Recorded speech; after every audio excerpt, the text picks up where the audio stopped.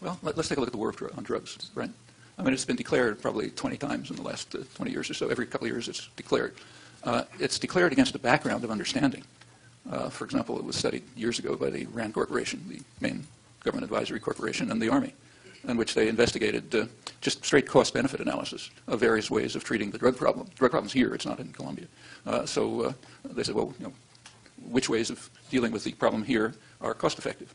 And they found, which will surprise no one who's paid attention to the history, that the most cost-effective way of doing it is prevention and treatment. Okay? In fact, if you think about it, that's the way one of the worst drug problems has been handled. I mean, there is a drug which is much worse than cocaine. It's called tobacco. It kills far more people than cocaine does. And it was handled pretty well by cultural change. So if you look through the 1980s, it's a class issue. So people with education and degree of privilege simply adopted a more healthy lifestyle. They stopped smoking. They stopped eating red meat. They didn't drink as much coffee, and so on. There were no police. Nobody carried out chemical warfare in North Carolina and Kentucky to destroy tobacco fields. It was simply an educational process, a kind of cultural change that led to a significant decline of the use of by far the most dangerous drug among people who were a part of that cultural change that took place thanks to their privilege. Okay, now that's exactly what the RAND and the Army studied years ago. They were, of course, discussing tobacco, but that's exactly what they concluded about hard drugs or marijuana. They said the cheapest and the most effective way of dealing with it is prevention and treatment. Well, there's another way, use of police. Okay, that's much less effective and much more costly. There's a third way, interdiction at the borders. That's still more expensive by quite a large margin and far less and far more costly. And the worst way of all, way more costly than anything else and totally ineffective, is what we call fumigation, but what in fact is chemical warfare. I've been down to southern Colombia and seen some of it. It's chemical warfare, which is driving huge numbers of peasants off their land, destroying their crops. Colombia has the second biggest refugee problem in the world after Sudan, and they're driven into urban slums, and multinational corporations come in and start mining, and so on and so forth. That's the least effective and the most costly. And the fact that we do it, again, if you can kind of abstract yourself and pretend you're a Martian looking at this, is just kind of unimaginable. I mean, the number of people in Colombia killed by U.S. tobacco is way beyond the number of Americans killed by Colombian cocaine. If you go to a country like China, it's astronomically more. Okay, do they have a right to come to the United States and carry out chemical warfare in North Carolina and Kentucky because they have a tobacco problem and it's coming from here? I mean, you can't even speak the words. It's so outlandish. But we do it and we think it's just fine. Even though it's known to be the least effective, the most costly, and totally immoral, as we see right away if we think of the situation reversed. Well, that's been going on for decades. That's the war on drugs. It hasn't affected the use of drugs here at all. In fact, just take a look at the cost of drugs and availability, barely changed. Well, when people carry out a so-called war for years and years, when they know what the consequences are going to be, and they have plenty of evidence that that's exactly what the consequences are, and it has no effect on drugs, a rational person will begin to ask themselves, is this a war on drugs? Okay, I mean, are they totally insane?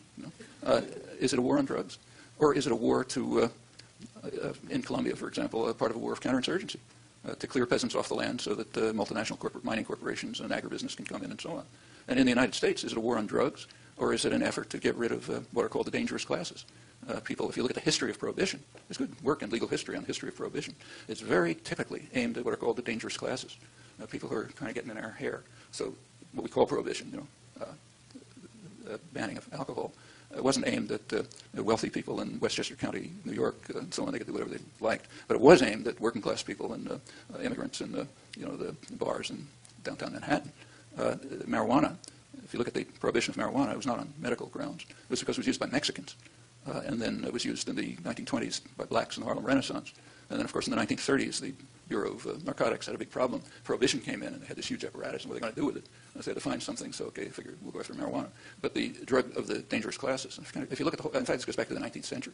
I mean, 19th century England, gin was prohibited, but whiskey wasn't. Well, just take a look at who was drinking them. And that runs right through history. These are wars to control the dangerous classes.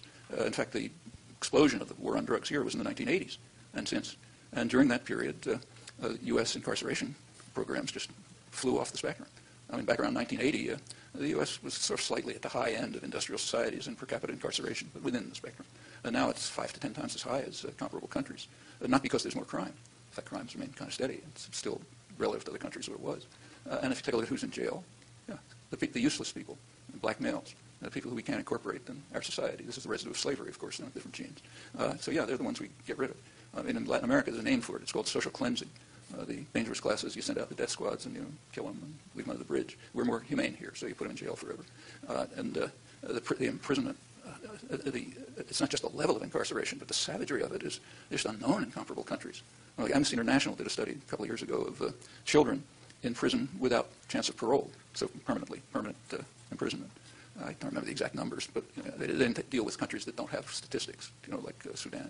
But in the countries where you know something about what's going on, I think they found something like maybe 2,500 cases, and about 2,400 were in the United States. I mean, this includes cases of, 12-year-old kid who happened to be in a room where a felony murder was carried out, in jail for life. Actually, I've seen cases like this in prison, I'll tell you one case, I don't know how prevalent it is, but during the civil rights years, I was down in Jackson, Mississippi for a demonstration, and I was with Howard Zinn and a couple other people from up here, and we designated ourselves, proper self-congratulation, as a New England professors delegation. So we were escorted through the prison by the police chief and that sort of thing. And in the prison, Jackson, Mississippi prison, which is not bad by usual standards. I've been locked up myself in worse prisons. But as we're walking down the halls, we passed one of these huge cages, people in the cages, and they're all black men. But as we walked past, a child tapped on the bars and asked, happened to be standing there, he asked me if I could get him a drink of water. So I turned to the police chief and I said, can I get him a drink of water? There's a fountain down the hall. So he said, sure. So I came over and gave him a drink of water. Well, when we got back to the office to talk to the chief, we asked him, well, what's that kid doing in there? So he asked some clerk to look it up. And it turned out that they just found him in the streets, and they didn't know what to do with him. So they put him in jail, and he'll stay there for the rest of his life. Now, cases like that are not counted, but they're just part of the savagery of imprisonment of the dangerous classes. And mostly, a very high percentage of the people in the prison are drug-related offenses. So you find a kid in Roxbury with a joint in his pocket. Happens 3 times. Okay, he's in jail for who knows how many years. It has nothing to do with reducing drugs. You can see that from the statistics. But it does have something to do with purifying the society of the people who we find threatening, the dangerous classes. Usually people we're crushing in one form or another. I don't see any other rational interpretation of the so-called war on drugs.